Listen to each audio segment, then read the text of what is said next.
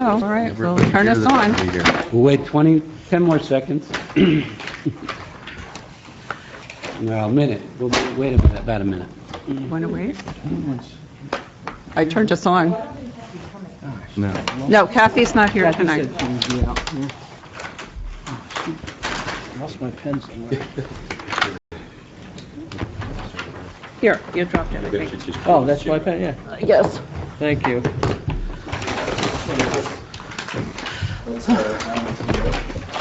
Yeah, I haven't looked at it.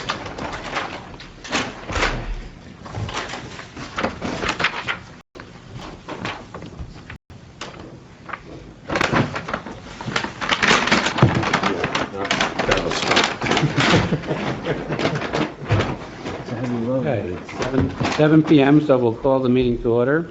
Trina, please call the roll. Mayor Parker? Here. Mr. Jacob? Here. Mr. Blackout? Here. Ms. Christie is absent. Mr. Rodriguez? Here. Ms. Gutschall? Here. Mr. D? Here. Mr. Lupton? Here. Mr. Leonard? Here. Mr. Travaglini? Here. And Ms. Page? Here. This is an open public meeting pursuant to the Open Public Meetings Act, and notice of this meeting was given in accordance with the Open Public Meetings Act. And now a flag salute. I pledge Allegiance to the flag of the United States of America and to the republic for which it stands, one nation, under God, indivisible, with liberty and justice for all. Now it's time to solicit a nomination for the position of chairman or chairwoman of the board. Is there a motion for appointment of a chairman? Open the nominations. Second.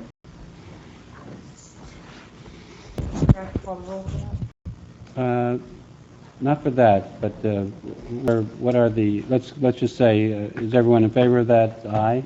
Aye. Okay, now the nominations, and we will do roll call on these. So is there a nomination for the position of chair? I will nominate Carol Gutschall.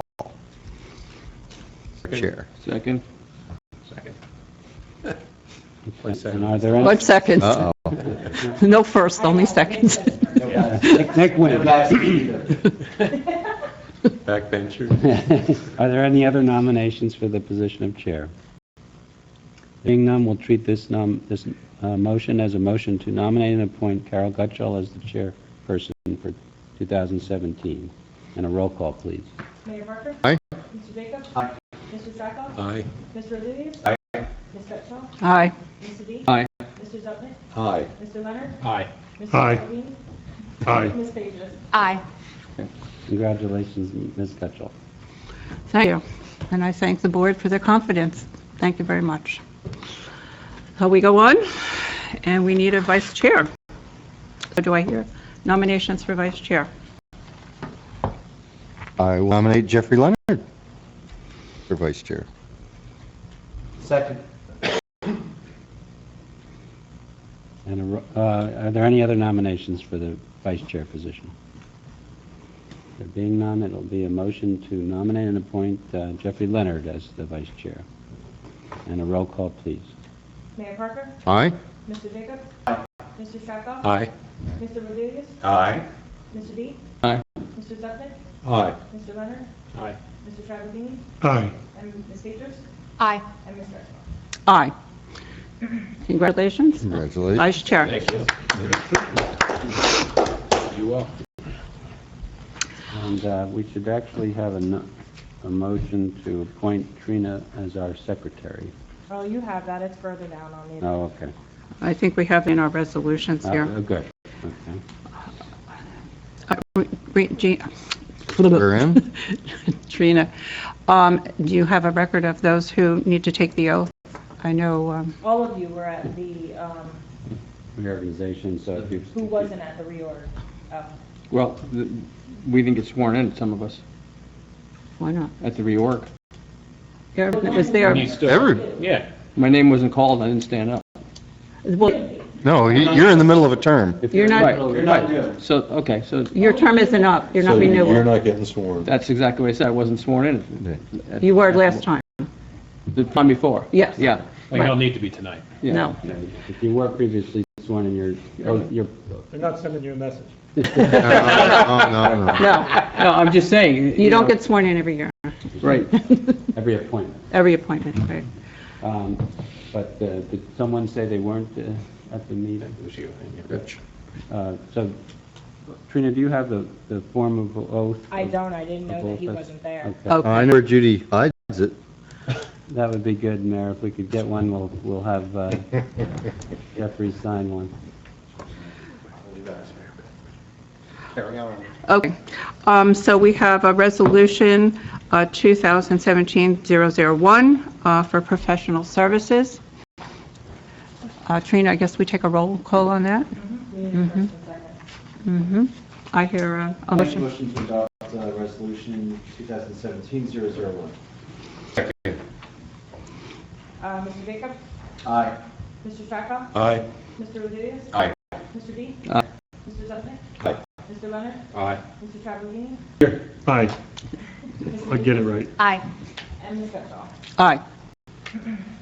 Congratulations to the... The professionals. Thank you, Madam Chairman and board members. We have a second resolution, 2017-002. That is our meeting dates. Do I hear a motion? So moved. Second.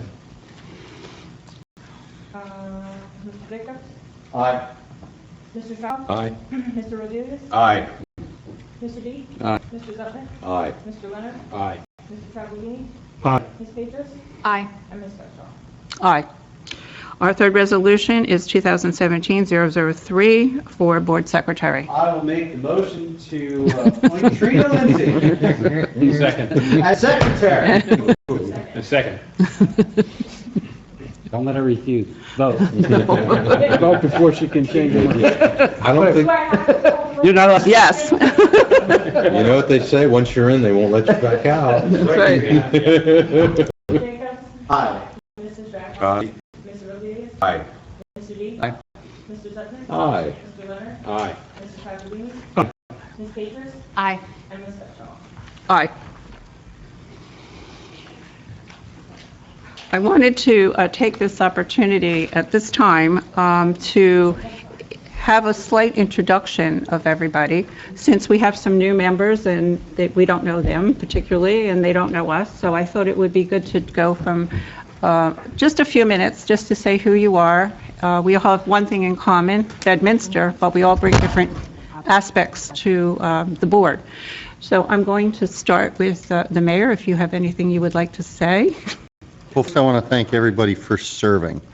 The Land Use Board is second only to the Township Committee, and some could debate that it might be more influential in some ways than the Township Committee, as you sit as a Board of Adjustment, a zoning Board of Adjustment.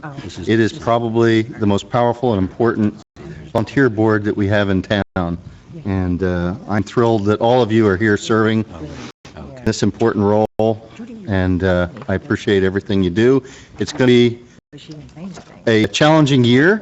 What we said at the reorganization at the Betty Merck dinner the other night, we're going to go back and try to finish up that zoning reform we tried to get done before the end of the year, and we're also going to try and take on a review of our master plan with a particular look at our commercial corridor. And I would expect that you may see a subcommittee similar to the zoning reform subcommittee pop up to kind of work throughout the year and then come back to us for final review. So I look forward to a good and busy year, and I thank you all for your help. Thank you, Mary. Larry, have any, Larry Jacobs from the Township Committee.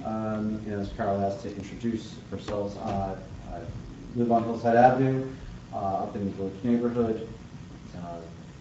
BN something, or Frank can tell me what the zone is. Before that, BN2, in case anyone was wondering. Lived in... No, it's BN1. BN1. Before we moved there, so I've experience of living both in the hills and in the village area, welcome everyone, and it's going to be... I believe you are an attorney and environmental. I'm an environmental attorney. I've run land use organizations elsewhere in the state, focusing on smart growth, development, the organization Urban Land Institute, and we been implementing a lot of the good development and good planning policies through both the board, and I just want to make a special remark about the leadership that Lance Boxer has provided to the board for the last several years, and also to the leadership that our professionals have given. Tom, Frank, and Paul have been invaluable assets to us as we move forward, and especially, as the mayor mentioned, when we start looking at master plan and doing zoning amendments to really help the town through this very quickly changing economy and landscape that we're in, to make sure that Bedminster is well positioned for what comes next. We've seen a downturn in commercial and office space, and not quite sure what's going to replace it, but we need to be prepared, and we need to be ahead of the curve so that we're not looking at vacant properties that are driving the township down. That's it. Absolutely. Nick? Yeah, I'm Nick Strockoff. I live in the Hills Highlands. I've been on this board for 4 or 5 years now, 1 year at a time. He's an annual reappointment. Engineer by training. I used to work for Bell Laboratories, and some of the splinters that came out with that was broken up. But I'm now retired, and so I hope I'm contributing to this board, and am enjoying what I hear. You certainly are, Nick. You're, Okay, thank you. yes. George? Well, I enjoy sitting next to Nick, and my name is George Rodelius. I moved to Bedminster in, I guess, '04. Served on a few different boards, and it's great to have the new folks here. Welcome. I'm a real estate broker and a tax assessor, and I'm happy to be here. An accomplished musician. Oh, Don't forget the musician part. We never saw that part. Oh, very much. He's good. So that's about it. That's George, okay. there's the lights on 2 doors down from me. Is that an appointment later? Is the band calling you tonight? Oh, never mind. All right, I wasn't sure. He's not allowed.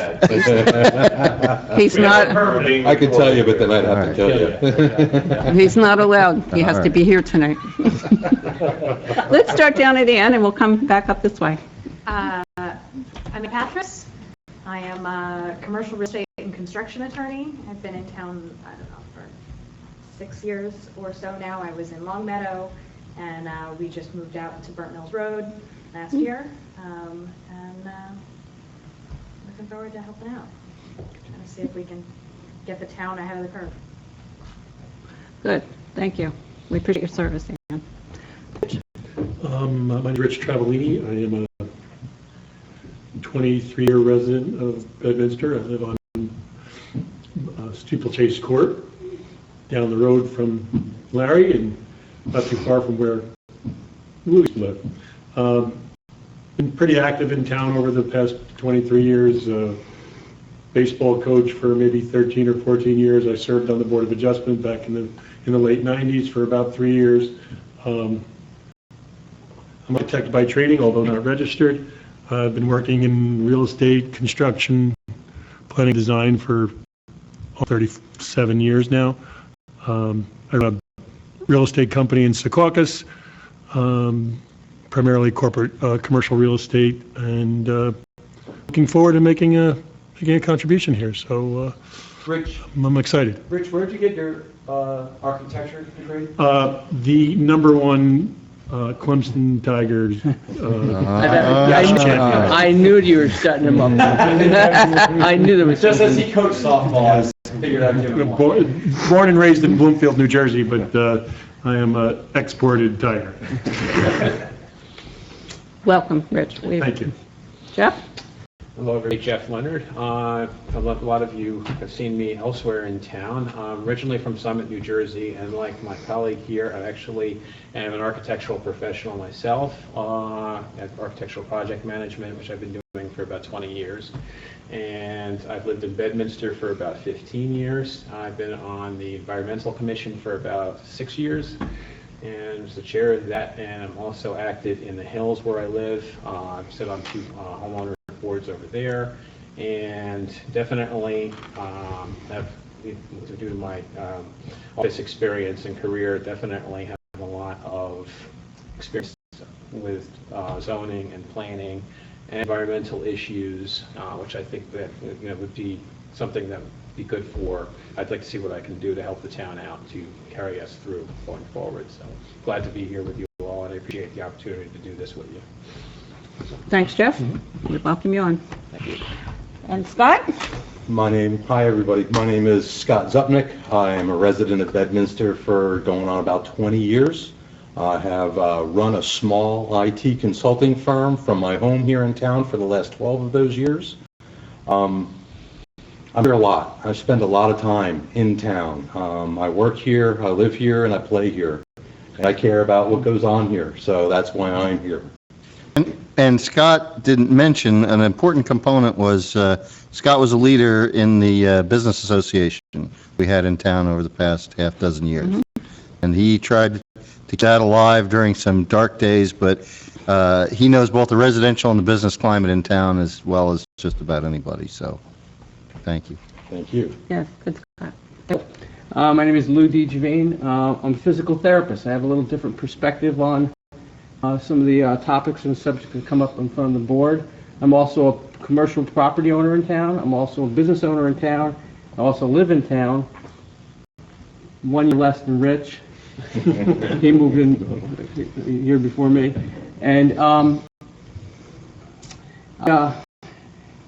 I have a different perspective as a business owner. I've also been in front of this board as a commercial property owner and had to go through some of the trials and tribulations of being a property owner. So I have a different perspective, and I try to bring that to me at all, bring that towards the board when I see applicants struggling with some of the aspects that they have to deal with. I'm also an ex-Little League president in town, and I was also one of the people that started the business association in town. So I'm trying to be active as I can. Like Scott, I live and work in town and play in town too. Good, Lou. Okay. That's great. My education is in accounting. I worked for a builder for 40 years. He was a well-known builder in the state of New Jersey. I was the property manager, so I closed approximately 3 to 6 houses a week. We had several industrial parks. We had residential, commercial, retail, and I had approximately 90 tenants that were my responsibility, with their leases and their rent and their problems as well. We then took on the self-storage business, and it became my responsibility to help find locations and to go through the planning process. And back in 1977, when we first came in, there was no zoning for self-storage, so every case was a Board of Adjustment case, and we had to prove ourselves. So I'm retired now, and I am on 6 boards, this being one of them. I am retired. I'm on the Raritan Valley College Board. I am on the Four Oaks Board in the Hills, and also I am on the Master Board with Jeff. I'm treasurer for 3 of the boards. That's my working, what I do for work. As my experience on the boards, I started as traffic chair in Warren. And from there, I was appointed to the planning board, which I served 6 years. In 2000, I moved to Bedminster, which I say was probably one of the best things I've ever done. I'm very happy here. I love Bedminster. In 2005, I was appointed to the Board of Adjustment. And when the town chose to combine the boards, I was asked to join the Landuse Board. I believe that's 18 years of service in one fashion or another. one of the things that I've learned about being on the boards on both sides, that side of the board and this side of the board, is no application is ever the same. They may be similar, but they're never the same. They're always different, and that's what makes them interesting. That's what keeps me here, constantly learning. I love that part of it. And Bedminster, all things, I find, is most unique. We have 3 golf courses, an airport, we have hills, and we have farms, mostly horses. And it makes us very unique compared to any other town, certainly in the state of New Jersey, and it gives us our desirability. So as our applications come in, I think the thing that we need to think most about is it good for Bedminster? Is it something we need? Is it something that's going to help us for the future? So having said that, we look to roll up our sleeves and come our first meeting in February, we will dig in. That's all I have to say, and thank all the new board members, and thank you very much. And I appreciate the trust you have in me. Going forward. I'm going to take my leave. Okay. Ladies and gentlemen. Thank you, Rich, for coming. So much. I'm assuming this is homework?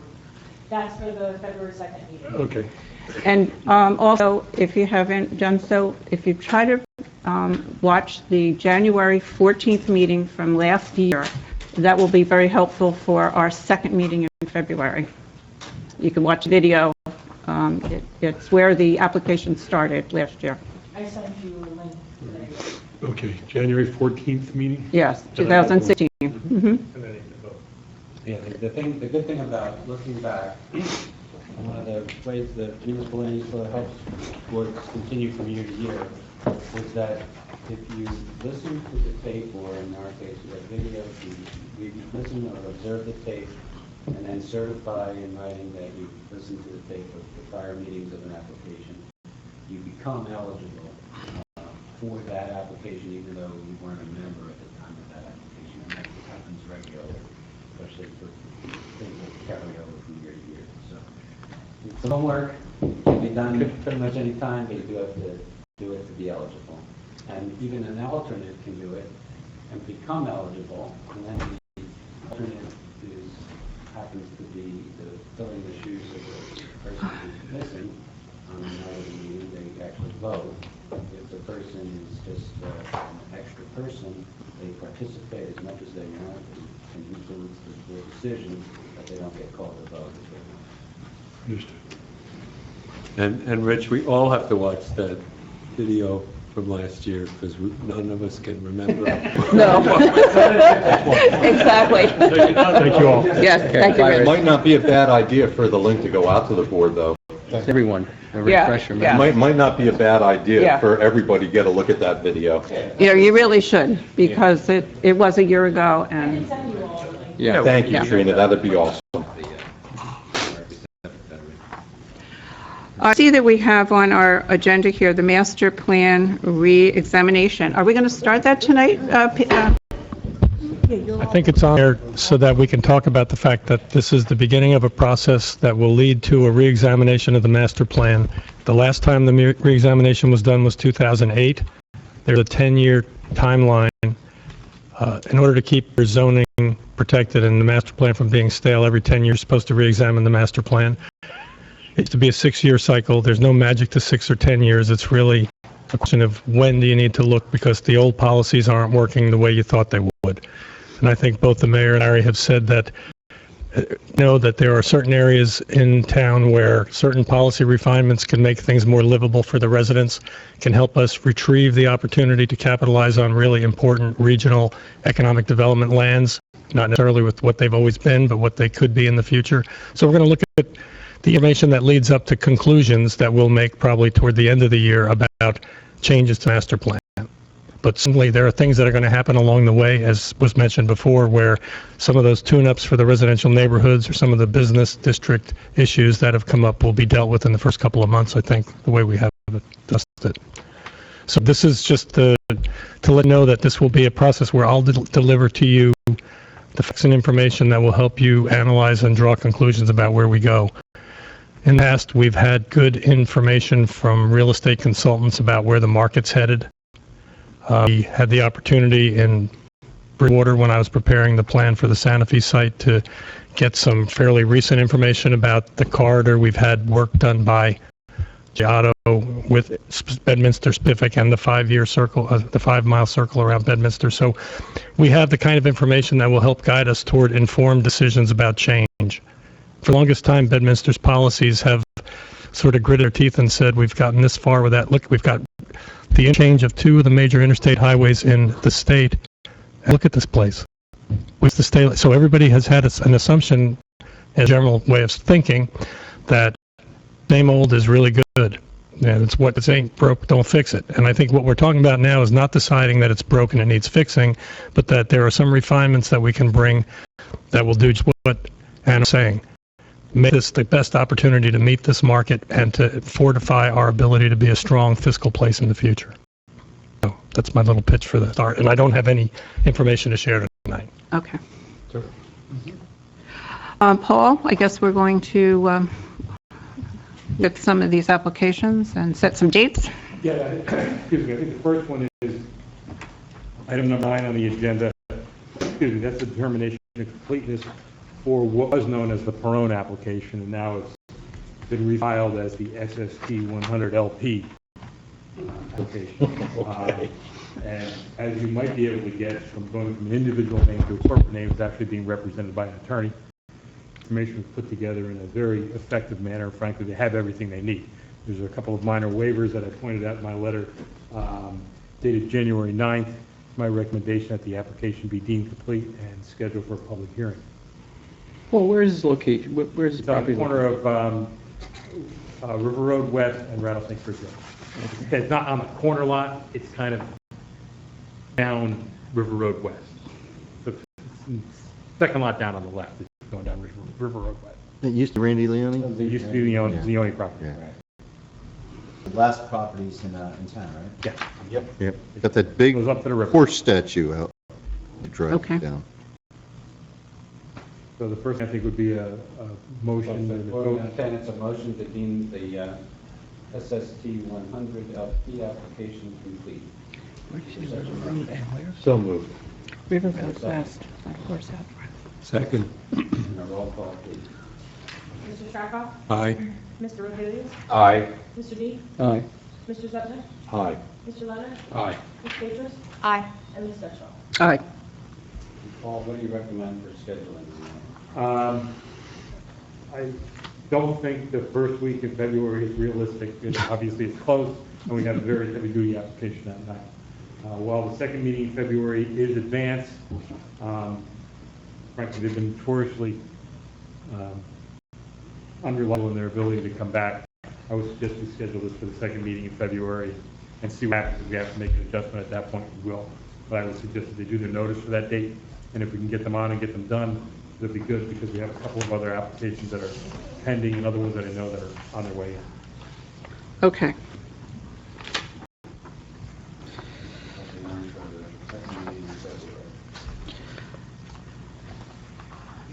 Okay, so then we have New York SMSA. You want to tell us about that? That application for cellular antennas on an existing utility pole in the Burnt Mills Road right-of-way is determined to be incomplete because they identified the township as the property owner when in fact the county. We still haven't received any additional correspondence back from them, but as a utility pole in the public right-of-way that they want to mount. They want to mount the first small repeater station on top of it. It's on Burnt Mills Road near 287. That's still Still incomplete. incomplete. Okay. Mark? That's an amended site plan to make some modifications to the outdoor patio area that they've never finished. It's a relatively simple application. I have not finished the complete review on that. I'll have a recommendation at your next meeting, but my guess is that will be able to be scheduled after that because the documentation looks pretty complete. Okay, so incomplete at this point. It's incomplete right now. A couple things we have hanging coming down the road we'll have an application for Affinity Credit Union on the corner of Leamington Road and 206 for some additional signage. Fiddler's Elbow will be back with some more entertainment issues for them. This is the Ferris wheel part? No, this is the this is the outdoor bar. Then all the ones that I know are. Okay. Further down the agenda, we have Bedminster 2 funding. Obviously, that's also the advanced property on scheduling agenda for the second meeting in February. Well, we have to announce that, but they asked to be adjourned to that. To be carried to that night, and I think that's appropriate. If the board would be willing to, you would be carrying, it was carried to tonight, and notice was carried to tonight. The applicant requested that it be carried to, what date? February 9th. February 9th, 2017. We just talked about the SST 100 application, but just very briefly, that's for accessory apartments in the horse barn. Okay. The next application is Landuse Road LLC. That is a relatively large townhouse proposal along Lamington Road between Hillside Avenue and 206 on the north side of Lamington. First meeting. Dropped in from Mars. Is that already scheduled? Yes, it's scheduled for February 2nd. That's the packet that you have. Okay. And you're recused from that? Well, I don't know. I should be noticed by them. Not yet. Not yet. You may 10 days not be before. yet. Oh, 10 days? 10 days. Mm-hmm. Okay, so I'll look for that in the mail. Yeah. Mm-hmm. And then as soon as I get You'll that, have to refuse. when I get that, I'll recuse. In general, without going into that case, and if anyone as a resident gets a notice of a pending application, because your property that you own, any property you own is within 200 feet of the applicant's property, that's considered an automatic conflict of interest under case law. That's a protected class of interested persons who get notice. Other people have interests and are entitled to appear, but people who are noticed are a special category in miscellaneous law. So what happens is you become, as a matter of law, ineligible, and I will recommend that you recuse yourself from the case. Generally speaking, and I'm not going into any details of any case right now, but just generally it's best, in my opinion, but that's my opinion, for a board member to completely recuse and not be in the meeting room during the course of the hearing on an application. But it's also my opinion that you have the First Amendment right to be present if you so decide, and you probably have a First Amendment right to make an appearance, with the exception of the mayor, which in the case law, not our mayor, but any mayor, is treated as a little different than a regular resident, because they have somewhat, they don't not think it, but the courts think they have somewhat more authority than other regular members, and so they have been instructed to not speak to the board about pending cases where they have an interested party. But that being said, you should get the notice. If you have any questions about it, you can call me, the board attorney, and certainly should let Trina know, because if we can't get a quorum, we need to call upon our alternates and try to achieve, we always like to achieve 9 members on a planning board case and 7 members on a zoning board case, because in a zoning board case, you do both activities. The board might have to decide a D variance, and the D variance requires 5 out of 7 votes, even if only 5, even if only 4 are present. So you can imagine that people hope to get 7, and the courts have said try to get 7 and try to provide 6 at a minimum, and always have at least 5 variances for decision.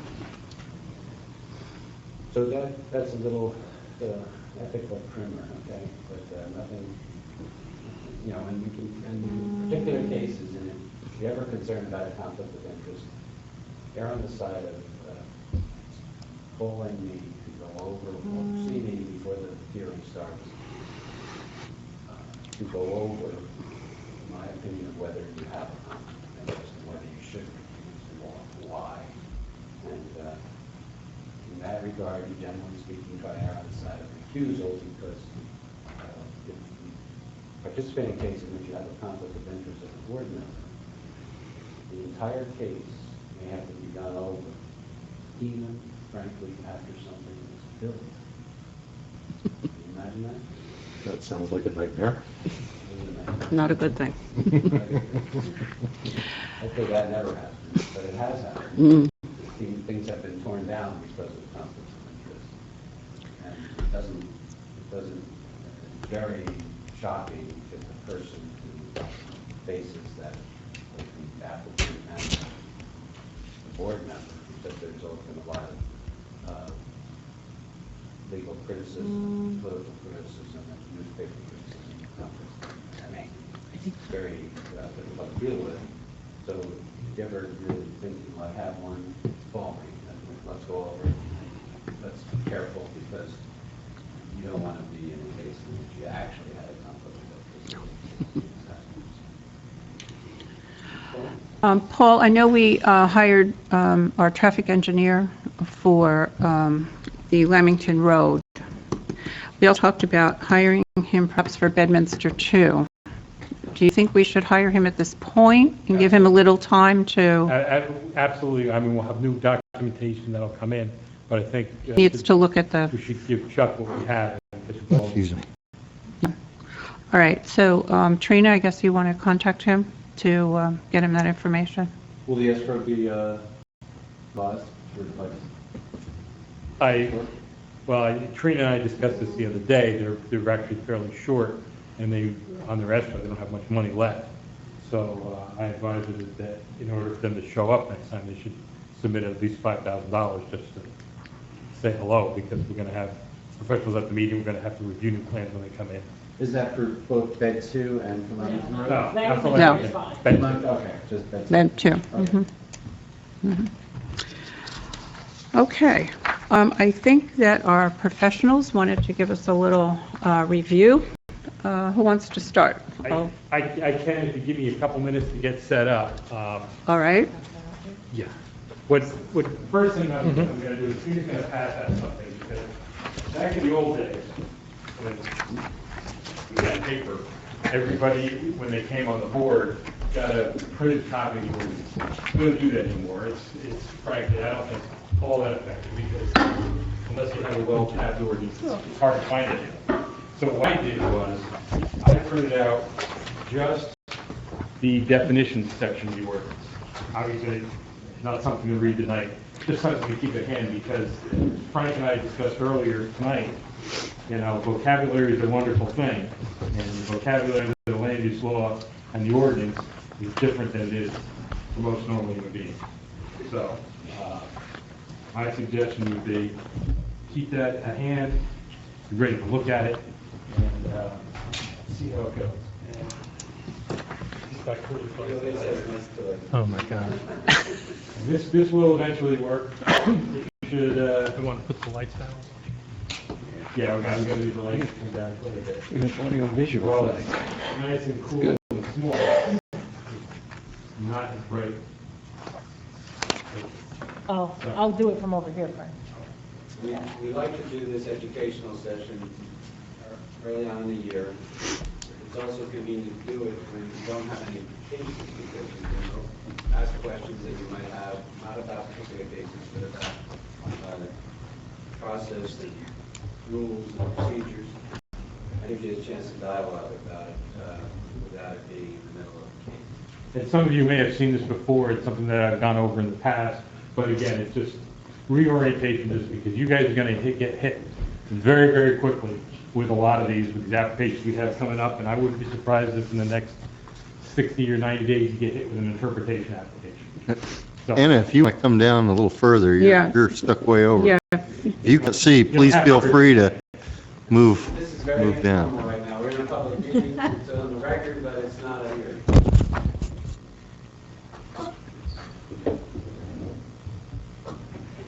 Now, hopefully, this changes the slide. Okay, I go through this as A, B, C, and D because those are the various sections of the municipal land use law that we're talking about. First one are A applications under 40:55D-70A. And those are appeals, and it happens to work well that A is for appeals. That's where an applicant might come in and say that the zoning officer bad interpretation, made a bad ruling, his permit should have been approved instead of denied. This board gets to be the reviewer of those decisions. It could be a determination by me as a township engineer. I might say somebody needs a certain type of permit, and I might get an argument, and they might get some pushback, and ultimately it could come here. We've had appeals. We had one application here that was actually an A, B, C, and D all in the same one. That was an interesting application. But frankly, there's not a lot to talk about on this. When you see them, you'll know them. It's one that's probably the relatively least common the applications that I've seen before land use boards. I apologize, that cool remote's not working, so push the button there. Now, B applications, the applications under section B, those are interpretations, which those interpretations could be, what does the zoning ordinance mean? I give you the printout definitions, but you might be the ones who are called on to determine exactly what that means, because the plain reading of the ordinance might be interpreted differently by different people. You also look at potentially at the zone map to determine where a zone boundary might be, or answer other special questions. Now, the special questions, I think, Tom, isn't that like the determination of something with a pre-existing non-conforming use status? It could be that, but there's another whole section about that in section 68, but that it could also be really any special question that and by the way, this is something that the board can do on its own or with an application before it. But the significance and difference of this B from A, even though they might be together, is that this, when you reach an interpretation, is a binding determination of what that ordinance or map or ruling means in the entire township as to all future matters. And it stays that way for good. Like if you wrote it in the code. Yeah, that's part of it. And I had a board who did that last week. They made an interpretation. It was my opinion that they made the wrong interpretation. And it's actually taken them a whole week for the next application to come in and screw them up because they made that interpretation. So interpretations you've got to think about, I believe, very carefully. These are, again, they're in section 70, A, B, C, and D. So section 70 is one of your Bibles. The municipal land use law is one of the things you deal with a lot. We help you with that. Section 70 is what gives most of the authority to the board to act as a zoning board. Okay, these are not planning board functions, these are zoning board functions. You're a combined board, so you have both hats. But A and B are just for your hat as a zoning board. Excuse me, this is my third year on the board, have we done any interpretations in the last couple of years that? You did an appeal, which was the Barrister application? I'm sorry, which one? Barrister on Firestone. That was an interpretation of the ordinance, yes. I don't know if you were around for I that. don't think It was so. a question as to how the setbacks were established in non-conforming lots in the R10 zone. Okay. Yeah, okay. and there was an appeal of the Giannetti property. That was an appeal and interpretation and potentially a C and a D. That That was a complicated property by Thousand Road, and we took to that before you moved. Yeah, okay. Got a combination of things. All right. So now we're into what are called the section 70's C variances. C variance, but And before I get into the C variances, I said we're going to talk about the positive criteria just as a concept. because whether it's C variance or a D variance, there are positive criteria and there are negative criteria, and they vary by the type of variance you're trying to get. Frank and I had a discussion on this earlier today. He's going to kick me under the table when I don't say this exactly correctly, and it's maybe a fixation that I have on the difference between a positive criteria, the positive criteria under the land use law, and positive aspect of an application. Positive criteria basically is a hurdle that the applicant must get over. He must affirmatively do that. And as it says up there, it varies depending on the type of application that's proposed. And it's something that the applicant must do. They positively, affirmatively must do it. It is not necessarily a positive aspect of an application. An application may have a benefit. That's not strictly, just because an application has a benefit, it doesn't mean it meets the positive criteria. And that's the distinction that I try to make, because you'll hear testimony many times, these are the positive criteria of the application, they tell you all the benefits. Well, those are pieces that make up what eventually becomes the positive criteria. Did I say that right? Paul, could you give an example of the positive, the hurdle? We'll get there once we get into the Okay. specific Yeah, okay. types of variances. I put it here because I wanted to talk about that in general before we get to the specific types of variances. I can help everybody a little bit, I'm sorry. I can help everybody a little bit in that really these two terms, affirmative criteria and negative criteria, are more discussion items, treatise items, what legal theorists use to describe what are going to be the details we're going to talk about next. So even the word positive isn't exactly in the statute, and the word negative isn't technically in the statute. But it's such a complex area of the law, and it's exactly what you will be dealing with almost every case that has a variance, that it's good to get a picture of this without it being a particular case yet. So maybe Paul will go into, what is it, C variances now? Well, no, Okay. the Negative. next I did was get into what the negative criteria are. And the way I always parse that out in my mind is, it's simple for most applications, but it's something that you must not do.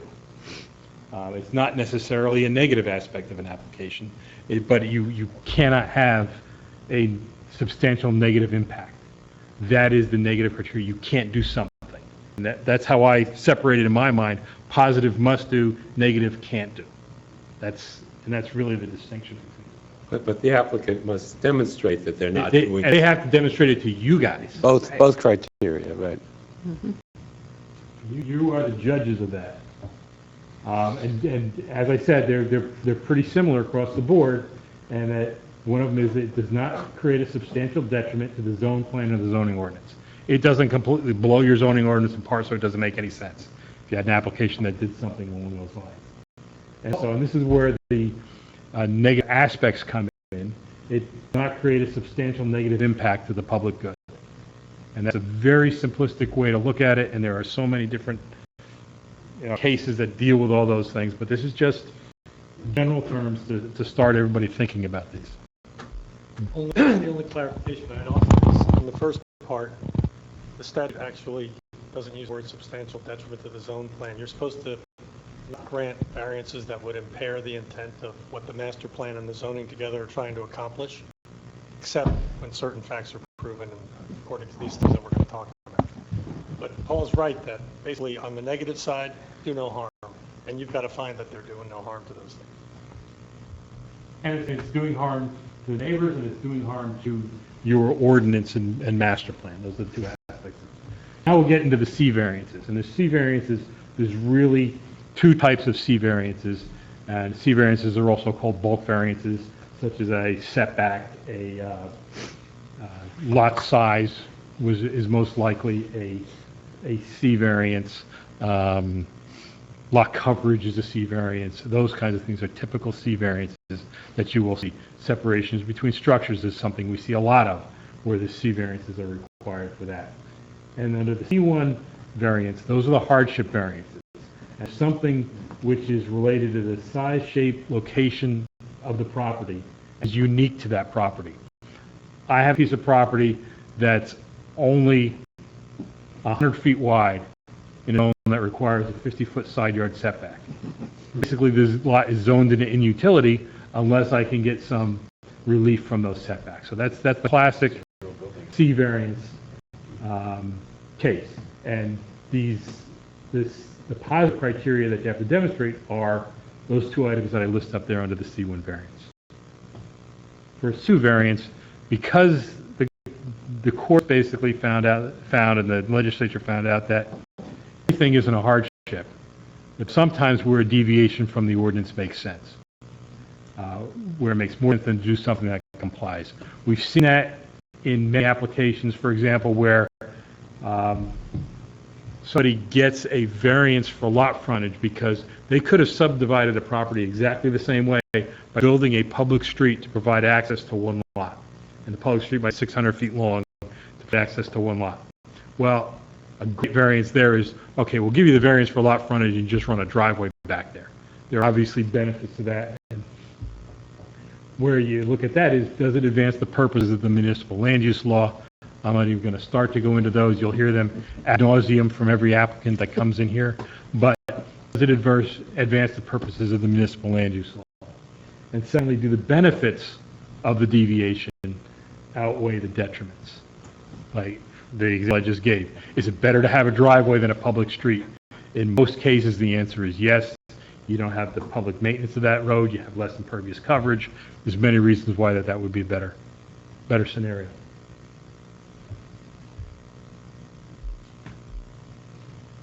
Now we get into the D-variances, and the D-variances, there's to be one, then the dark days. Now there's more than one. And the first one is the classic D1 variance, which is a use variance. It's not permitted in the zone. I want to build a car dealership on 206 north of Pottersville Road. Not permitted. That would be a D variance. You'd have to come in here, justify the straight use on that particular property. And what you have to do relative to the positive criteria is that the law says that you can grant a D variance in particular cases for special reasons. You have to determine that the special reasons test is met. Special reasons are derived from the purposes of the municipal land use law, similar to C2, and that the site is particularly suited for the use. And that's my favorite one of all the elements of the D1 variance. Is the site particularly suited for the use? And I say it time and again. If it doesn't fit on the property, then it's not particularly suited for the use. That's my opinion as an engineer who's sort of a planner, but I think that's a dead giveaway. If it doesn't fit, the site probably isn't particularly suited for use. And the other element that needs to be demonstrated, and you'll hear this in the planning testimony that'll come before you, is the applicant has to reconcile the fact that the use was not put in the ordinance as a permitted use. What is the potential justification for that? Heard it. We've got a couple of gas stations in town. We've had those applications come in for amendments to those sites, and a common justification there was, well, you didn't put it in your ordinance because you didn't want any more gas stations. You wanted to be able to have tighter control over it, which is why it's not in your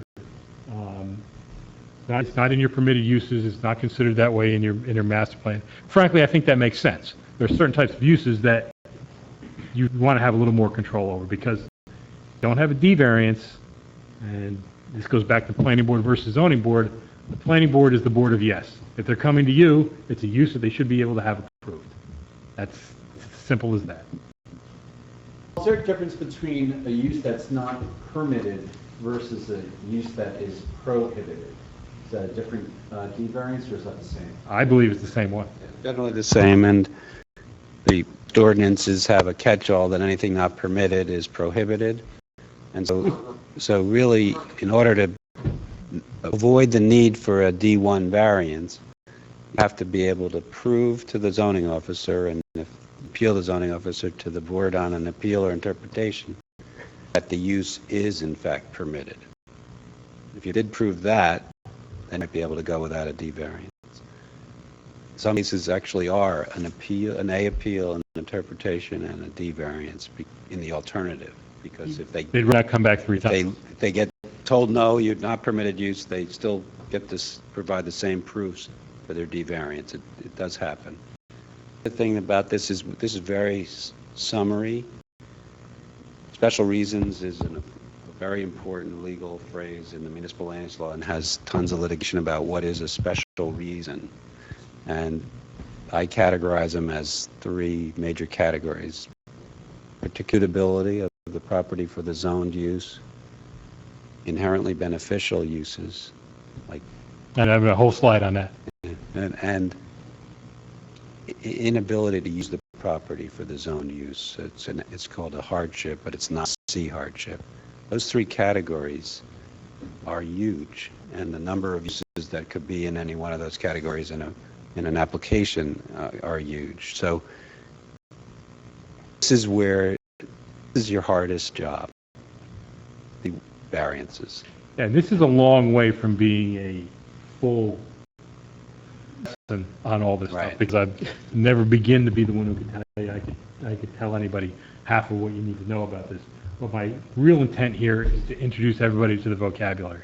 Because as I said, just like with your definitions, the words they use are different from the way most people use it in most normal human Normal beings use English, it. right.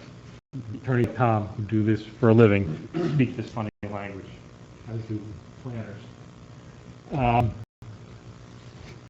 Now, there are a couple of cases that outline the standards of the D1 variance. The first is the Medici case, and there's really 4 prongs to demonstrating the positive criteria in there, and it has to do with identifying the public interest, identifying the negative impacts, establishing anything that makes those negative impacts go away, and then balancing test. On balance, once you're done, is the benefits outweigh the detriments. It's a lot of the same recurring kind of language, but there are nuances to it that you'll hear time and again. And you'll hear Tom talk about it, you'll hear Frank talk about it, you'll hear me mumble about it now and then because I don't like to say too much about it, but you'll hear the applicant's planners talk about it an awful lot. And your job, again, is to determine whether or not the arguments that are made meet standard. Do they meet the positive and negative criteria? Because if they do, the applicant's supposed to get the variance. If they don't, they're not supposed to get it. It's as simple as that.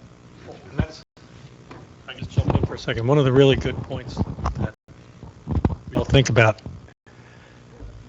the perspective on the part of some people, and I'm not referring to Bedminster or anybody that's ever been on the board here, that zoning board's job is to defend our zoning, and that variances should be given out barely, if at all.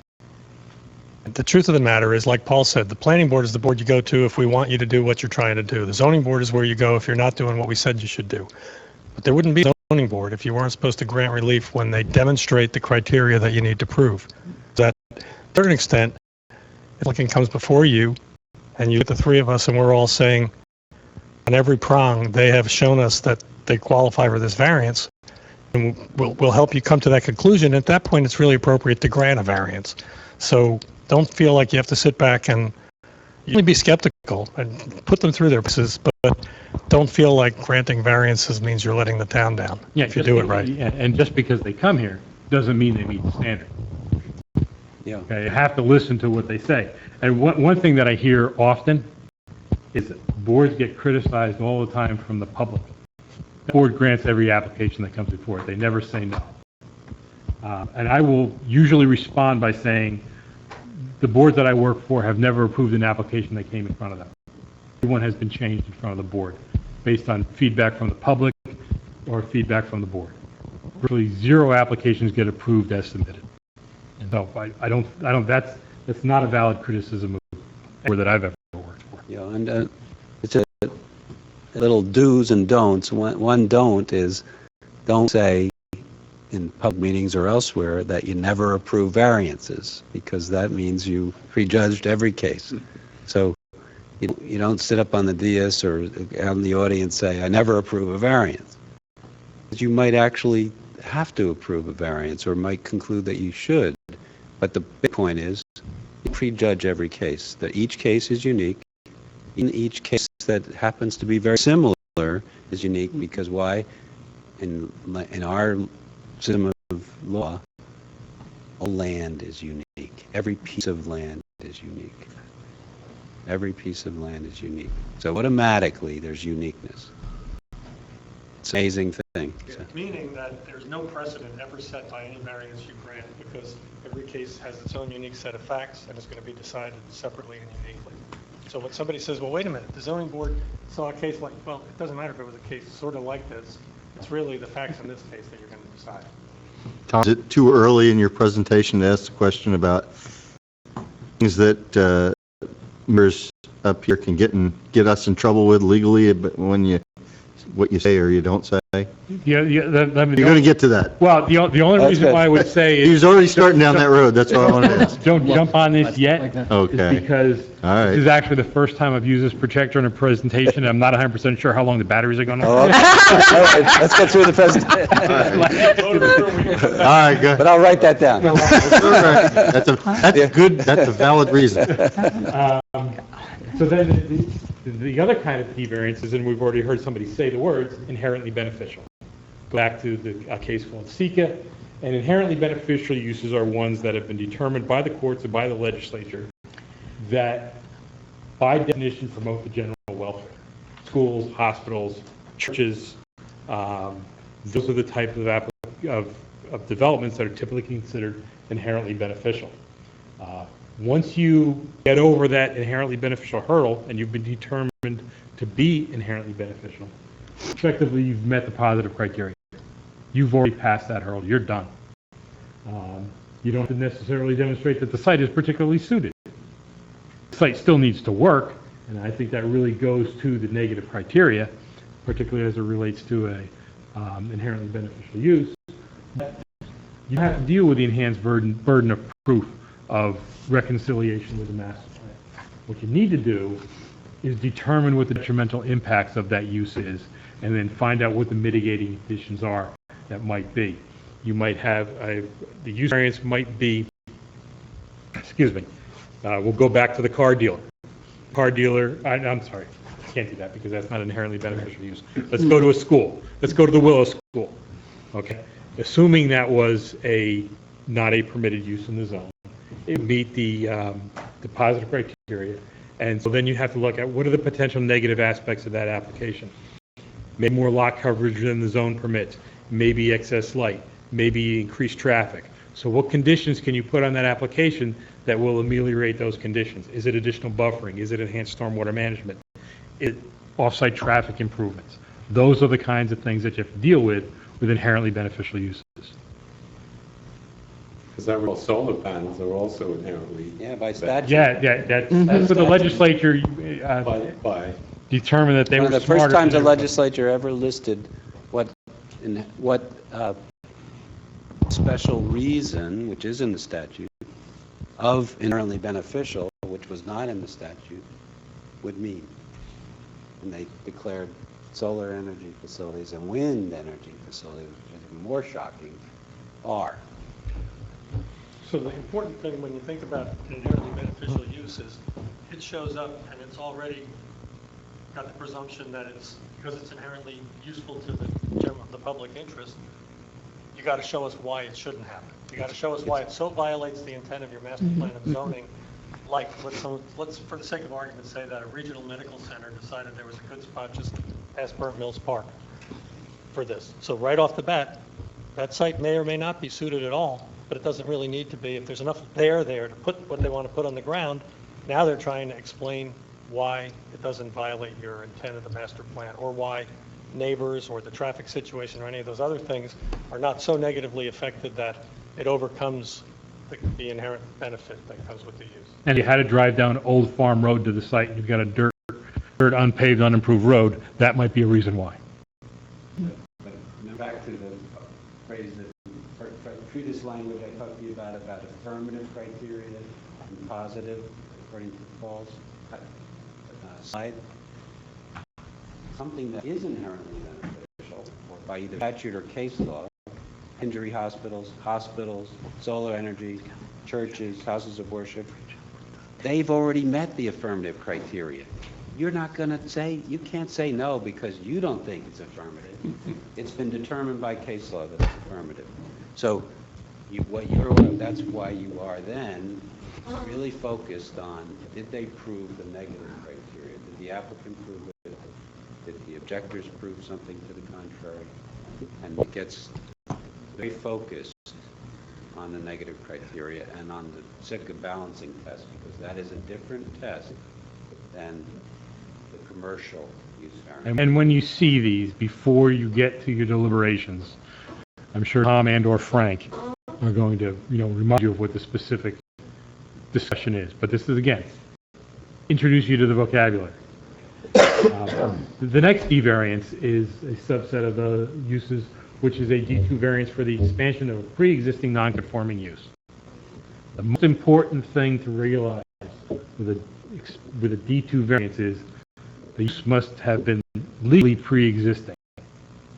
You can't just basically have a squatter's right to go in and change the use of a building to a non-permitted use and say, well, I've been there for 5 years, so I can expand it. It doesn't work that way. It had to be permitted when it was started. And that's something. Not be abandoned, be continuous, not be totally destroyed.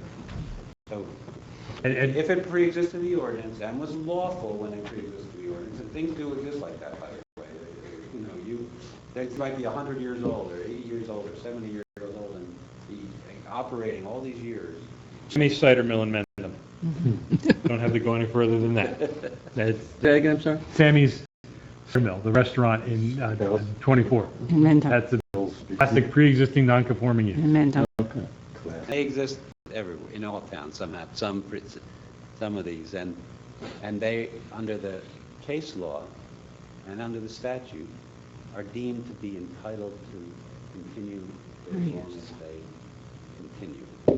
And there are very difficult standards that if they expand them, and that's complicated, but if they do, it's a D2 variance. It got listed specifically in the statute, and there's case law on it. It's pretty complicated. We won't try to do everything. And again, as part of this, the applicant does not need to demonstrate that the variance would have been granted originally. That's not in play. And one of the items is, if variances like this have been granted just because they improve the visual compatibility of the site, that might be enough to flip it over and allow the expansion of that non-conforming use. One of the classic cases is the Burbridge case, and I always like to mention that case because it was a case in Mine Hill, and I went to grammar school with the Burbridges. So that's why I always bring that case up. That was a junkyard. an enlargement to beautify a junkyard. That's what it was. So if you can imagine a junkyard gets to be a pre-existing non-conforming use, continue forever, and not have to do anything, because they don't have to do anything, it got to be enlarged, provided Because they made it look better. fencing and landscaping and whatever they did. And that was deemed by the judge, Judge Stan, a very good land use judge, to be a basis for granting an enlargement by the board of the pre-existing non-conforming use. The next D variance is a D3 variance. We know that's also called a conditional use variance. We have a number of uses in town that are conditional uses. They're in a specific section called conditional uses, and the use is provided, and there are certain specific conditions that would be met. You have to meet all the conditions of the conditional use, or you need a D3 variance. Couple of things to note there. You do not have to demonstrate that the site is particularly suited for the use, because it's already, quote, permitted in the zone under certain conditions. But what they have to demonstrate is the site's still suitable for the use, even though the particular conditions are not met. Classic example we see all the time, accessory dwelling unit in the town has a maximum square footage of 1,200 square feet. Most ones might come in, it's 1,500 square feet. They don't have to demonstrate that the site is particularly suited for that accessory dwelling unit, but have to be able to demonstrate that that extra couple of hundred square feet does not make so the site can't handle that use anymore. That's a D3 variance that has been before this board a number of times. And again, you have the modified negative criteria where you don't need to reconcile it with the ordinance because it is actually already permitted, although it's permitted as a conditional. The D4 variances are, the D4 is the floor area ratio variance, where the amount of floor area on the property exceeds what is permitted. This applies in zones where you have a floor area ratio standard. You don't have that in every zone. We did a lot of discussion about this when we were talking about the modifications to the ordinances, and I won't go into all those details, but basically a floor area ratio is the gross floor area of the use versus square feet of the property. That's your floor area ratio, and it's not net the same as a net habitable floor area restriction. In Bester, we've always had both. We've talked about that at length when we talked about the changes to the ordinance. But if you have a net habitable floor area standard, and meet that, that's D variance and not a D variance. D variance is specifically floor area ratio. And floor area ratio is a very specific term of art in the statute. It's not impervious coverage, it's not building coverage, it's not even floor area. So just don't confuse it with those types of variances, with typically C variances, if they are variance at all. And it's similar to the D3 conditional use variance in that, does the site support that additional floor area ratio? Is the access sufficient, for example, that the vehicles can get in and out if you've got an extra so many square feet of retail space on the property? And as far as you've got the modified negative criteria, again, you don't have to reconcile it because it is a permitted use. D5 variance is density. It's again very similar to the conditional use variances and the D4 variances. Sites support that additional density. Can any problems associated with a higher density be accommodated on the site? What are those problems that are typically associated with higher density? Traffic. Traffic is a classic example. The total coverage of the property, the impact of the development on the adjoining properties. Can it be developed that way and simply not create the harm? Is a site located in a place where it can be done and developed in that manner? No problem.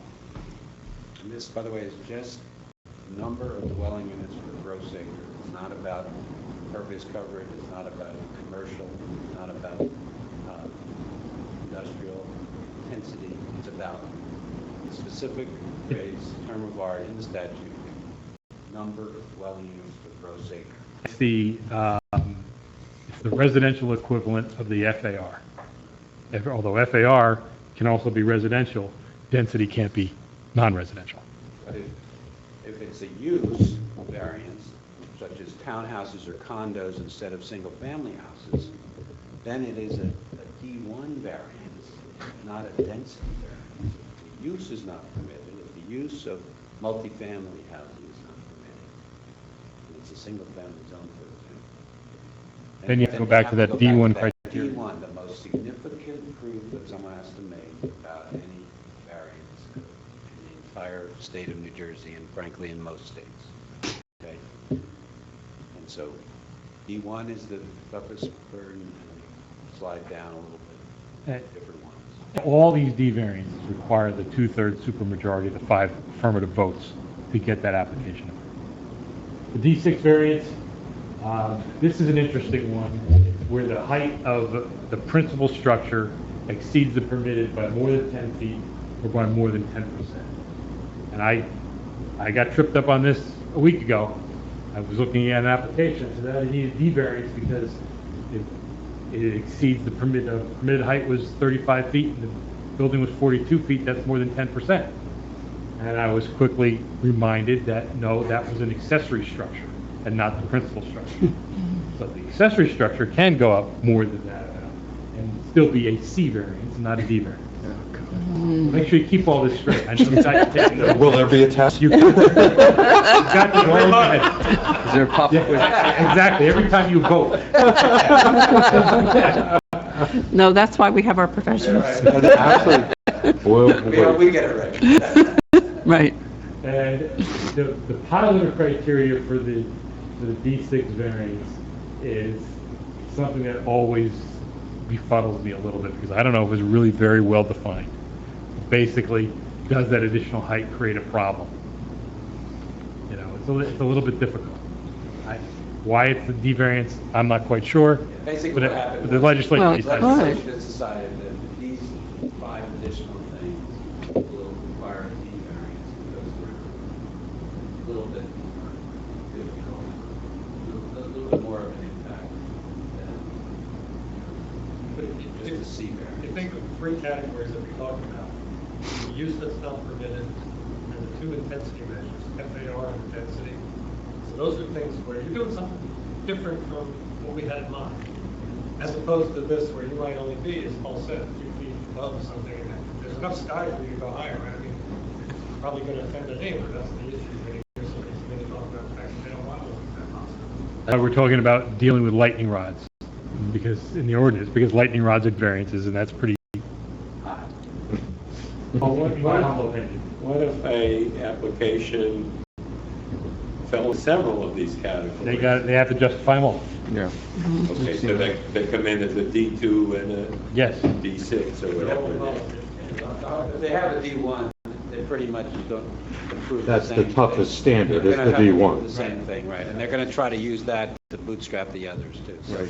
But So if they meet that, obviously, they, it would be a big deal if Yeah. they really meet that. But you determine that. That's what, we'll get into it, but you gotta sort of keep your judge's hat on until the facts are all in. Excuse me, have we seen cases where, I think I've heard professionals speak, well, this should be a D1 and a D3, but the D4 is not really impacting anything, so we'll just make it a D1. No. Have we seen that kind of stuff here? No, what you'll see probably more often is a discussion on whether something's a C1 or a C2. Okay. I don't think there's generally much discussion about the various Ds, but the C1 and the C2, often, when I try to give variance testimony for C variances, I will try to justify it under both sets of standards, just because. Because I have seen that where we kind of just decide which variance we're going to use, that kind of, I guess, takes precedence. Well, like Tom said, the D1 variance is the hardest one to prove, and if you don't get past the D1, you don't have to worry about the other. Has there ever been times when applicants come in and say, well, we want to apply for a D4 variance, and Tom or your friend will say, actually, this is not a D4, it should be a D1? Well, I think the only time you might see something like that is when somebody comes in for multifamily development and tries to justify that as a density variance, when it's not. If it's a single-family zone, that's a D1. That's pretty much where you would get into an argument like that. I can't think of another. What happens if we still, when really in Bedminster, if somebody makes an application, they file it, Paul does a completeness review with Trina, and if he sees anything that is an unusual set of circumstances, the applicant seems to have it wrong, he calls me or Frank or both, we make sure we all agree, and he just tells them, you have to do it as a D1. And You have to go to the zoning board as a zoning board, the board as a zoning board. And some people disagree with that. guess what? So what? They can come to you with an opinion. And I always like being the home team. So we try to check those things before you can get them, so there's nothing before you that is ready. Yeah, it just appears at times I've seen where applicants' attorneys might go back and forth with you, Paul, or someone, debating a little about which variance it should have been or should be. Yeah, and Or whether it is even a variance. Yeah, whether or not right. it's it even would be variance. conditional, perhaps. And- That We're going to do this if we can do that. Well, that's sort of negotiating the conditions of the variance. A variance from a conditional use that's a term of art too. I see. Conditional use. That has to be the conditions in the ordinance for a conditional use. And our examples in Bedminster are you have the accessory unit on a farm.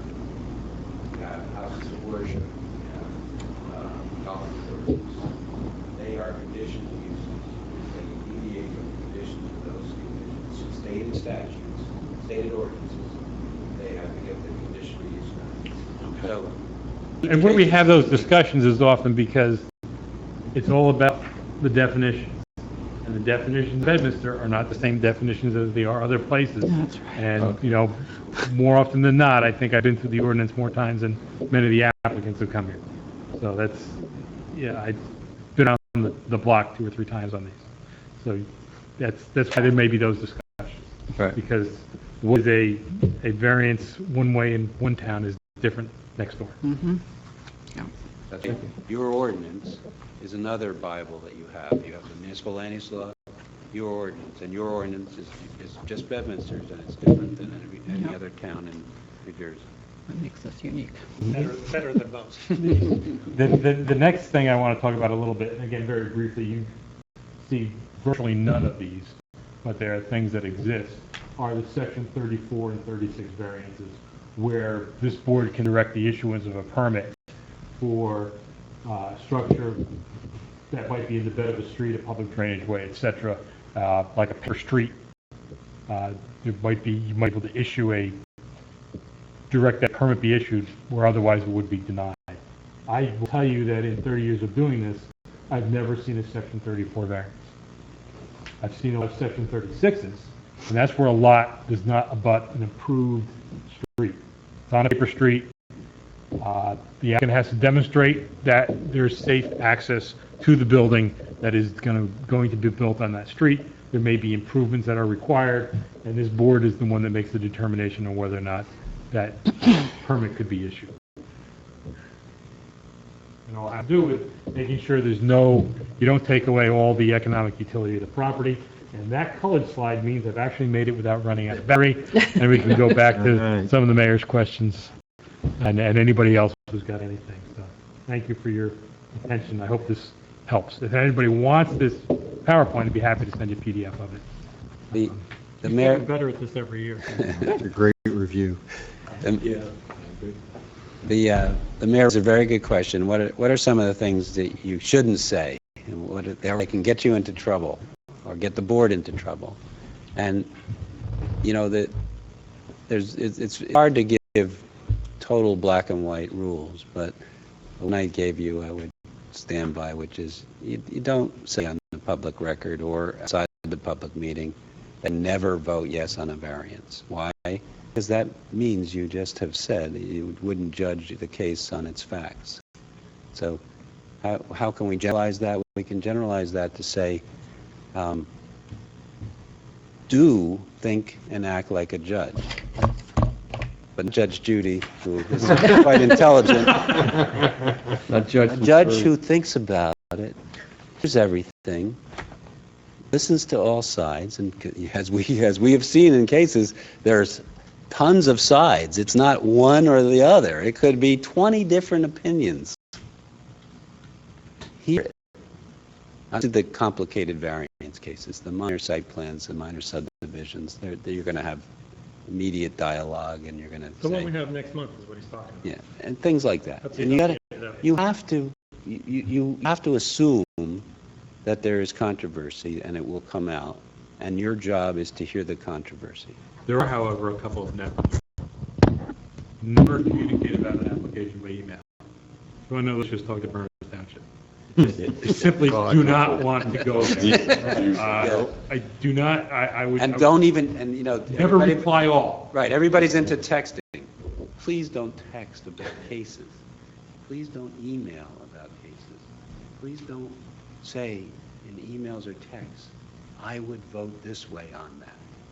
If you do, Better not say this in an email, so I'll text you about it. Yeah. And don't even talk to, really, when Yeah, you think of it Don't this talk way, about, while the right. case is pending, your neighbors may want to know what you think. Mm-hmm. they all You don't wanna- know what to think You yet, don't. because you're not at the end of the process where you're going to decide. And if you give people the impression that you are, that you know already, that's just what Tom's talking about. I think the huge point, and the Yeah. huge point is that until everything, especially the ones that go on multi-meetings, until you've heard everything, you may already have an idea which way you're leaning. Until you hear everything, you really can't say you've heard everything and you can make a decision. And until you get to that balancing test, because what you heard was the bad smell of some part of the application, that's the negative part. But guy comes at the end and he folds it all together so that when you put that in perspective, that doesn't justify not granting the variance. And that's what's the tricky part. But Tom, could you talk from an attorney's point of view? If you were an applicant or an objector that had someone on the dais say halfway through an application, that's all I need to hear, I'm out on this. Just talk about what It's that, bad. yeah. It's very bad, and it makes my job 10 times harder than it needs to be. And it has happened to me, and I have dealt with it in cases, but it is not good. Because even though you speak as a majority, and even though your decision is the written resolution, even though I have all kinds of presumptions of validity of what the board and the township does, one errant statement on the record or off the record can kill a case. Because people do rely on their instincts. They do act viscerally. Even judges, even the best judges act viscerally, meaning from their gut. And those kinds of statements kill a case. The other thing that you've got to realize is everybody wants to pester you. Everybody wants you to be their friend, to favor you, that position. And we'll realize that this person's being really weird, you know. Why are they acting like this? And because they want you to favor them. You have to resist that. You have to sort of just live your life. And if somebody really bugs you about something, even your friend, you say, I don't talk about pending cases that while they're still pending. That's never What's wrong with that? Right. That sounds very Absolutely right. I don't talk about pending cases. No. And certainly don't email about them, don't have Right. long phone conversations. I mean, look, you have people that want to talk to you, you got to be a real person, but case can go on, and as we know, controversial cases can go on for a long time, and there can be a lot of sort of emotion and opinion, and everybody's influenced by opinion and emotion. How about talking about to the press? I prefer that you say, I don't speak to the press. That's one. I wouldn't even take the call if I were you, but the mayor sometimes has to, and Larry sometimes has to. They'll deal with what they can deal with. It's the answer. It's a pending application. Well, yes. And I usually, Yes. often they'll refer to me, and guess what I do? And oh, maybe I won't put it on the record. Basically, I have to be careful. I don't try my cases in the press. I have great cases, but I don't try them in the press. Because I don't win in the press. I win in the courtroom. I can speak from a political point of view because it's probably not, if you track the folks that are on the township committee, not me, but most of the folks that are on the township committee at one time are on the land use board. Often they are running for their seat while they're sitting on the land use board. So when you go door to door knocking, what's the first thing somebody says? Hey, I heard you're here in this case. What do you think of that?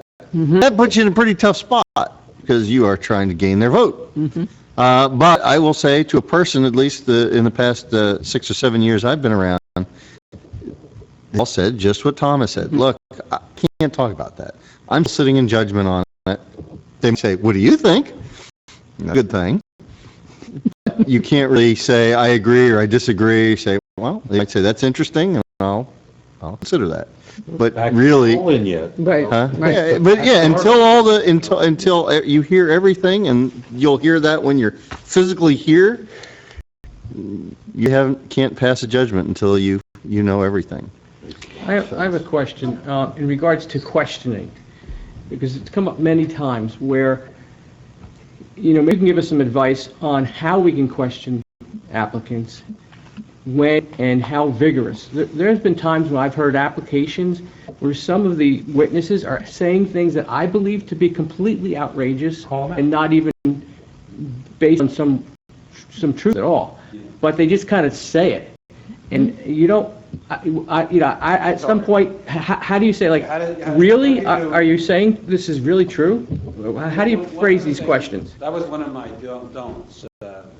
One of the don'ts is, don't say, I don't believe anything you say. Of course, yeah. That's why I'm asking. Yeah, right. I mean, that's Right. another can of worms. Even though it is it may be true. Or the variation. How can I believe in it? But do ask questions and do ask follow-up questions. Don't become the chief prosecutor of the zoning violation. Remember our thing about you're not here to judge the fact that someone happens to have a zoning violation. It's really hard. You're not here to judge a zoning violation. You're here to decide whether they appeal, an interpretation, a C or a D variance in a site plan as tabula rasa, blank slate. They succeed with you, they might not be having to pay a fine in municipal court. If they don't succeed with you, they might have to be in municipal court to deal with a violation. But it's really hard, and those are typically the cases that bother us the most, the case where somebody clearly violated some ordinance. Lou, a bit to your point is, that's the reason why I'm here, Frank is here, Tom is here, and Chuck is here. Because you'll get these experts come in here, and they're just going to go blah, blah, blah, blah, Charlie Brown's classroom. Okay? It's our job to try to translate that so it makes sense. And that's why, you'll see in my report, 25 comments on the stormwater. Right. They say, well, these are all the reasons why there's potential issues with what they submitted. So, they should not come up here and just say, not a problem. It's okay. Or say, that's a good one where I want you to focus your energy and time. Every case is different, but if you read Paul's and Frank's reports, they highlight for you one of the key issues of the case. And they know what you care about, so they've already sort of intuited into their letter what some of your concerns would normally be, and maybe even what they recommend be done to resolve it as a condition. And the applicant doesn't have to agree to a condition on a variance or a D-variance. You try to get people to agree to it. You try to influence them to agree to it. On a fully conforming application, you still can negotiate under the Pizzo-Mann versus Randolph case to try to come to some compromise to make it a little better than it already is, even though it's fully conforming. And that's where sometimes a nice statement, is this something this is what we need to do more of, helps influence an applicant to do what you think would be a better condition. One of the areas where it's typically a problem, where I see it with boards all over the place, is traffic. Everybody's an expert on traffic. Everybody. We all sit in it. It always sucks. And we're all experts on it, but that's why you have Chuck, to cut through the 200 pages of traffic data that comes in, just tell you whether or not it's good or it's bad. And Chuck is far better at it than I am, but one thing that I always ask relative to traffic reports is how they always come out that there's never a problem. I always start. Or it is a problem, depending on which side. Some are never fixed, and some are never a problem. It might be the same application. I start to say, what about your assumptions? You assumed 40% right and 60% left. What if it's 50-50? What happens to your analysis at that point? What is your sensitivity analysis you need to do in that traffic report? Because if you've got it all, everything hinges on one little assumption, what if that assumption is not quite right? That's where I think the proving questions can come from.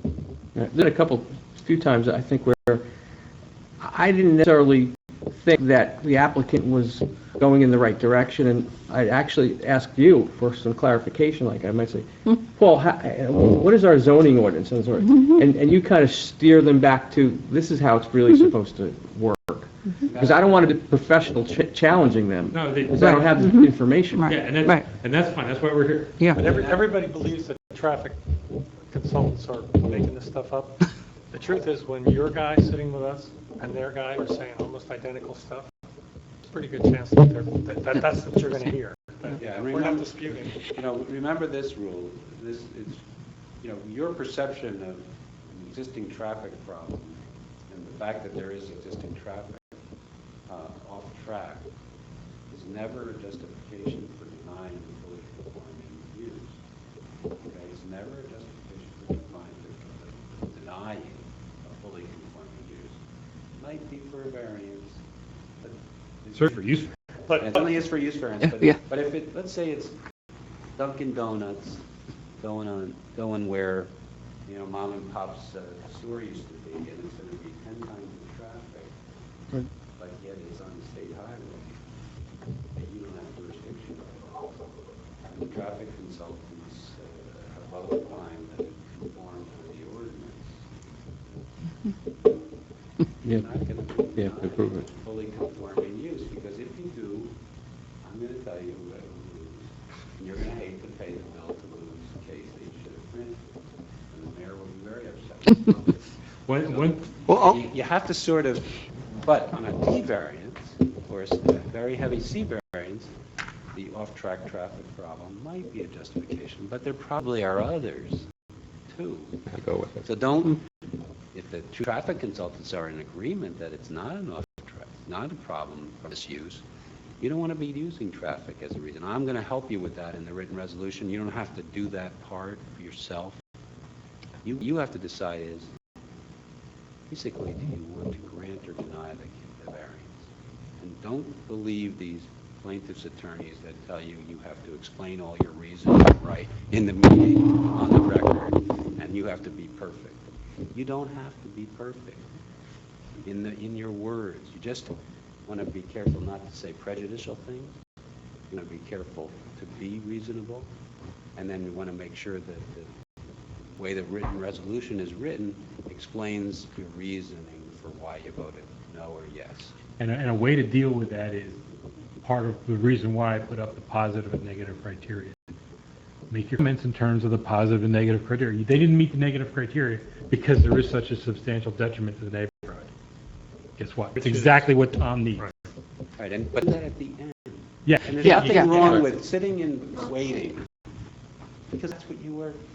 You're a quasi-judicial board in your variance cases, hearing the whole case.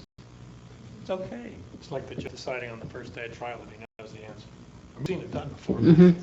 Well, whether he's heard all the testimony or not. That's why I said, don't be like Judge Judy. Thanks very much. Everybody that says their opinion, no matter how wrong it is. Tom, you just said something. Oh, go ahead. No. Tom, you just said something. I was always taught that if you vote against an application, you should say why you're voting no against it. I'm going to disagree with that. Okay. You don't need to.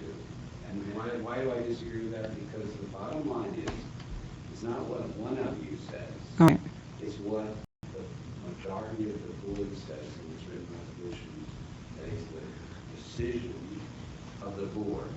And I get to use that in court to deal with the errant statements that are not what we needed. Okay? It doesn't matter what one of you says. It matters how you voted, what does the majority say in the written resolution. So, and plaintiff's attorneys, and I agree that some board attorneys try to tell you to explain your reasoning. I don't agree with that, and the case law supports my opinion, which is the written resolution of the board and its findings and conclusions are the board's decision. Yeah, you don't have to say, I vote no because of this and this and this, but it is very useful. It's very useful during the deliberations that you say, well, I think there's an issue with the negative criteria, I think this, you don't necessarily. We're going to vote no. You vote no. And it's good to tell us that you're going to vote no, because then the motion may be a motion to deny. And the motion doesn't have to always be a motion to approve that gets denied. That's another fallacy that plaintiffs use. So you will take our no during deliberations of the total board? That's right. So that, okay, because, And if the majority is voting no, you will probably propose a motion to deny the application. And the written resolution is going to state the reasons, not the meeting night. okay, all right. They're going to coalesce all of the findings, all the recommendations of your reports and the record to justify the denial, so that the court sees the real reasons, not Right, because because- you didn't like the color of somebody's vest, or Right. not that you would say that, but because the plaintiffs try to say. They'll say you. The only reason you voted against me was you didn't like my plan, and it had truce on the plans instead of Plaintiff's blue. attorneys will have the opportunity to query us about our votes and why we made them? Okay. No. That's I the try question. to. Okay. And that's why I say to you, don't have a debate with the expert or the attorney. You don't need to. You're the decision maker. We get the final say. Right. You don't- Arbiter. Yeah. I mean, ultimately, If you don't. want to, I'm going to help you always do that. And we do all the time. We sense what you're concerned about, and we try to figure out how can this application be improved if it can. If it can't be, that's a different story. We sense that too. But it's okay to talk about it is okay to have a debate with an applicant's attorney. It is okay to have a debate with their expert. It is okay to say, no, that's not very believable what you're saying here. Can you explain that?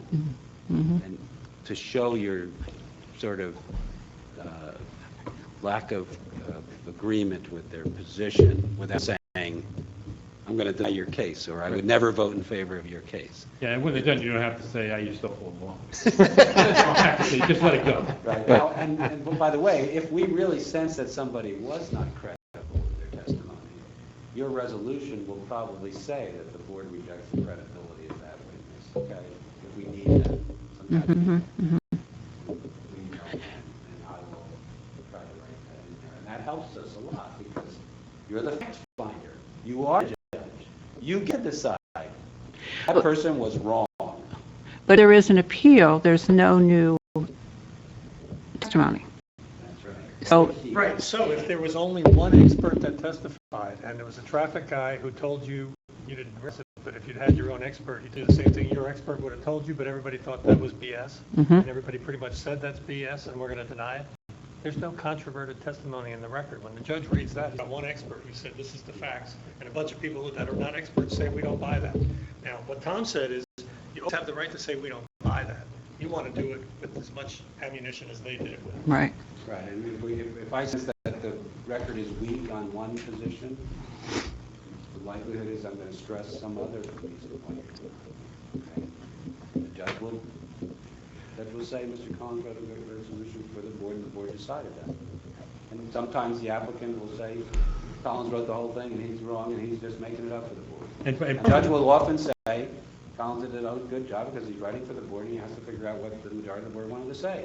And he wrote it in the resolution, and that's what the findings are. That's what they Right. adopted. And I'm not here to sit in judgment of what the board decided. And part of what we do, it's not just with denials. I mean, you will approve applications where you will have a complaining complaint.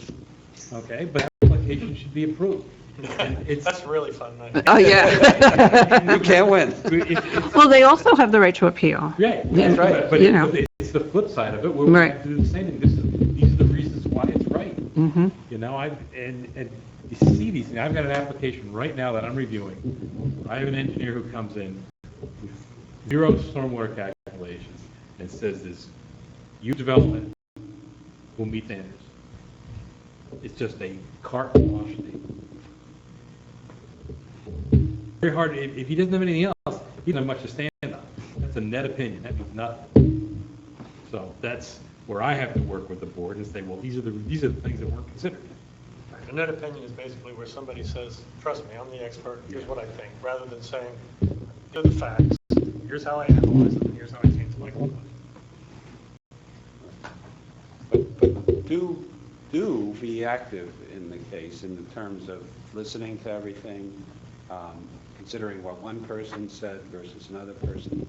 You can even call a witness back if you need to, to deal with some sort of problem that came up in the case that you didn't know about until the public gave their statements. One of the great things about even the fully conforming cases is you are a board that is expected to dialogue with the applicant about how to make the application work for both the applicant and the township, and to some extent the neighbors. You can't just ignore the ordinances. The ordinances are what matter.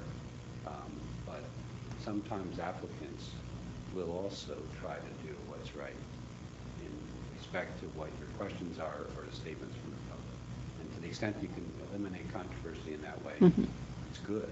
And it's 2 out of 3 applicants are going to come here wanting to make you happy so they can get out quickly and pay less than if they don't make you happy and have to fight you. But I will also throw a couple things, having a couple of us have been applicants as well as been on this board.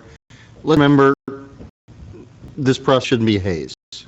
It shouldn't be, I'm going to make you jump through the hoop just so you can jump through the hoop. I don't believe anybody on this board will act that way, but I know that it has been that way sometimes in many years past. Realize that whoever the applicant is spending a lot of money to be here. Also, whoever the objector is usually spending a lot of money to come here and have representation here. So their time on the clock is also a lot of money. So, I mean, you should never get your questions answered to your satisfaction. You're the judge, you should. But also be very sensitive to going down for getting caught into red herrings. There are some arguments that'll come before you that are just designed to buster the process. And you may want to be a little skeptical about that. I'm not saying for an applicant or an objector, it would depend on the case. But realize that when it gets extended 4 and 5 and 6 meetings, that's sometimes designed just to spend a lot of money. And we have control over that too. I would ask yourself, if you have an application and an argument starts going down a direction, if that application was withdrawn, there would be no relevant to the application. Like if a guy came in and he had a gas station and he changed oil, and he wanted to put a third bay, and he had 2 places where he could change oil, 2 bays, and he wanted to put a third bay in, you can't get into the merits of should you be able to change oil in Bedminster. Clearly, he already can. Well, if it gets bigger, there could be some issues. If it could get bigger, there could be some, you have to ask about what are the issues about it getting bigger, not whether, geez, I don't think we should change oil in Bedminster. So I would be sensitive to those sort of things. And from a big picture on some of this stuff, really, really long applications, and they're very, very necessary sometimes, but you kill off a lot of interest in your town as people go and look at Bedminster. And sometimes that's good. Sometimes it's bad, depending on the type of application. But you could turn your town into one that people go, I'm not going to Bedminster. Yeah, right. Because it seems to be a gauntlet. Sometimes that's good, but it's not always good. So I just always take into account that too. I'm not going to tell you, it's the merits of the case, but think about that as a consideration. One way I like to describe it is try to always put yourself a little bit into the shoes of the people that appear before you, both the applicant and the interested neighbor. Not fully, but enough to be feeling comfortable that you treated them the way you would have been wanted to treat you, and treated yourself if you were appearing before some other board. And what are some of the things about that? Courtesy, common courtesy, respect, due diligence, trying to be present, engaged, and trying to act reasonably and with reasonable dispatch. So that it's a fair process. Even if you don't get exactly what you want, even if it results in a fair process and a fair decision. And I think you've seen that, where people respect you, even though you might have voted or encouraged some change or imposed a condition or asked for a condition. And even neighbors who, realize that you do have to make decisions even that they don't like. So, but that sort of putting trying to think of how you would treat yourself if you were in their position is a good way to both the applicant and the objector. Another thing to think about that I always kind of harken back to is, I think of Mrs. Merck, and I think of the approach that people sitting at the dais have taken to decorum, and the way we treat people and the way we want to be treated. And there's something special about the way that happens at Bedminster. I don't say that lightly. I work all over the state. And I think that they set a pretty high standard, and I don't see that it's really eroded. So, think about that.